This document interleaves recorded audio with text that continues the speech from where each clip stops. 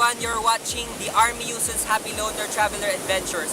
Ako po ang inyong pambansang manlalakbay at ipinapakita ko sa inyo ang aking newest and latest adventure. At nandito tayo ngayon sa Cagayan Province at ipapafeel ko sa inyo ang kagandahan ng Cagayan.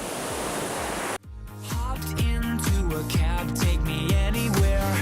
I'm in if you're down to get down tonight. 'Cause it's always a good time. Good morning, good night. So dito sa Claveria, ang instayan ko dito is yung El Dia Beach Rest House. Kasi binigyan niya ako ng magandang presyo for 800 pesos lang. Kasi sabi ko mag-isa lang ako. So for 800 pesos, binigay na sa akin yung aircon room with cable. So ang maganda dito sa mga hotels dito is nasa harap niya lang ang Claverian Beach. Kitang-kita mo na. So pag gising mo mamaya sa umaga, makikita mo na ang ganda ng view ng Claverian Beach. So meron rin mga ibang hotels dito katulad ng Casa Grand Inn and Ocean Inn. Hindi ka naman mahihirapan sa paghanap dito ng mga hotels kasi nga hindi siya masyadong binibisita ng mga turista, kaya open lagi or may available lagi na room dito sa mga hotel sa Claveria. 'Cause it's always a good time. Good morning.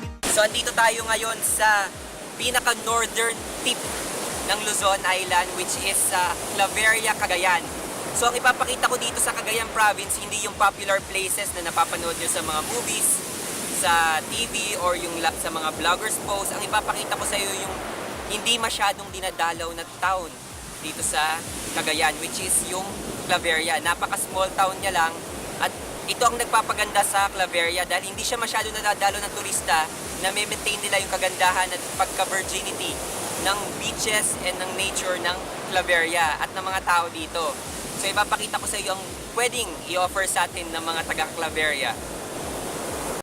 Doesn't matter when, it's always a good time then. Doesn't matter where, it's always a good time there. Doesn't matter when, it's always a good time then.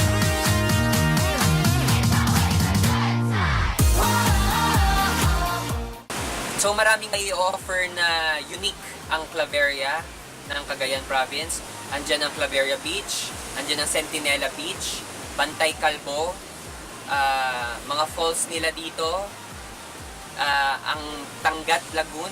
So napakaganda din ng puntahan ng Claveria. Hindi siya masyadong binibisita kaya ang gandang i-experience at ipagmalaki sa Pilipinas at sa labas ng Pilipinas. Everyone I knew was waiting on a cue to turn and run when all I needed was the truth. But that's how it's gotta be. It's coming down to nothing more. So, papunta ako ngayon ng Mabnang Falls. Isa to sa mga tourist destinations dito sa Claveria, hometown. So, dinedevelop na rin siya unti-unti. At ang maganda dito, nasimulan na siya. Tapos, yung government, inaalagaan talaga dito, minemaintain yung kagandahan ng place. So, 100 meters away lang siya from the stop. Eh, hindi masyadong mahirap akyatin.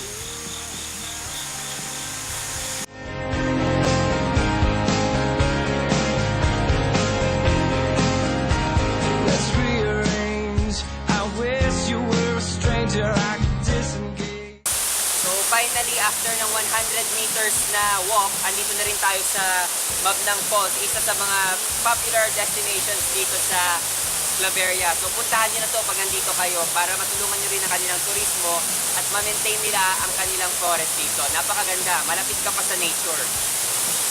Car hanging above as the canyon comes between, and everyone knows I'm in over my head, seconds left. So andito na naman tayo sa isang pinagmamalaking falls ng Claveria, which is yung Macatl Falls. Ito hindi na masyadong open sa public, so kasi private owner na siya dahil nagkaroon ng dispute with the local government, kaya hindi na siya masyadong pinupuntahan ng mga public, hindi na siya open for the public.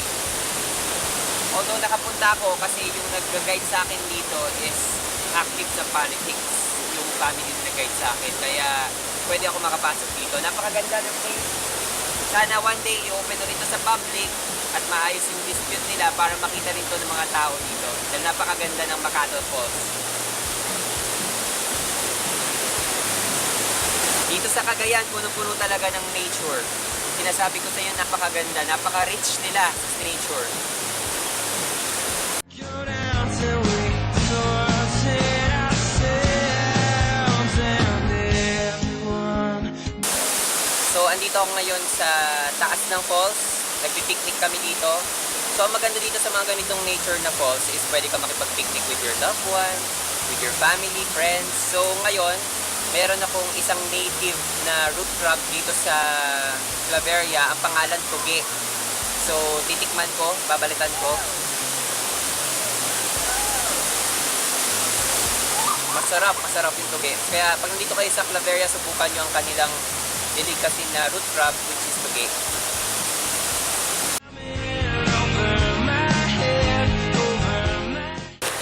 So, sa likod ko, ito na yung Tagat Lagoon. So, doon sa dulo ng Tagat Lagoon, ito ang sinasabi nilang legend of Lakay-Lakay and Bakit-Bakit. Pinaniniwalaan ng mga tao yun dito, yung belief na yun. Kasi, isa sa mga main na livelihood dito is fishing. Aside from farming, may fishing dito. Kaya, naniniwala sila sa legend of Lakay-Lakay and Bakit-Bakit. So, ito, pwede ka nang maligo dito sa Tagat Lagoon.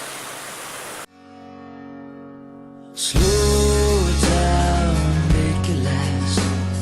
I'm having the time of my life. And take So, andito tayo sa isa sa mga popular beaches dito sa Claveria. Ito ang tinatawag na Centinela Beach. At yung nasa likod ko, yan ang Bantay Kalbo. Pwedeng akyatin yan at kapag inakyat nyo yan, maliit na hill lang yan. Kapag inakyat nyo yan, makikita nyo ang buong view ng small town of Claveria. So, isa rin to sa mga pwedeng puntahan dito, kaya subukan nyo to. Ngayon, medyo malakas ang alon, kaya hindi ko siya madalaw or malangoyan. Meron ring sa likod ng Bantay Kalbo, makikita nyo mga magagandang rock formation. Siguro pagbalik natin, yan ang susubukan natin dito sa Claveria.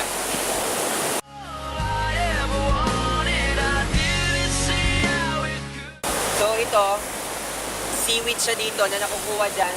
Nasa bato na. So, kakainin namin ni Ma'am Char. Pwede na pala siyang direktang kainin.